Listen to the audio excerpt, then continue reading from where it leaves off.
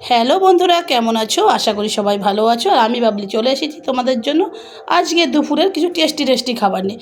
কালকে যেহেতু হোলি, সেই জন্য হোলি না, কালকে অবশ্য দোল, পরশুদিন হোলি, সেই জন্য আজকে আমরা একটু হালকা খাবার রেখেছি, সেটাই তোমাদের সঙ্গে শেয়ার করছি। আর ভিডিওটা ভালো লাগলে একটু লাইক করে দেবে, আর না ইচ্ছা হলে না দেবে, ঠিক আছে? দেখো, প্রথমেই যেটা দেখাচ্ছি, ভাত, মাছের ঝোল।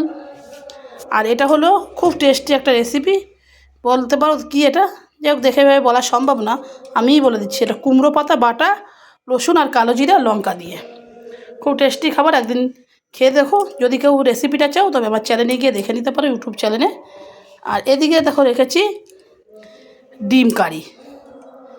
এই যে ডিম কারি করেছি আজকে, এই যে কষা কষা ডিম কারি করেছি, আলু টালু কিচ্ছু দিন, শুধু ডিমের কারি করেছি। আজকে দুপুরে মেনুতে আছে ভাত, মাছ, কুমড়ো পাতা বাটা, ডিমের কারি, আর ফলের জন্য আছে একটু কলা। দেখতে পাচ্ছ, ফল তো একটু খেতে হবে, ওই জন্য কলা আছে। এটা কি কলা যদি তোমরা বলতে পারো বলো, ঠিক আছে?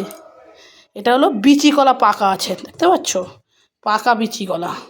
এটা আজকে আমরা ফলের জন্য, ফুড একটু খেতে হবে, ফল গায়ে নয় শক্তি হবে না, তার জন্য এটা রেখেছি।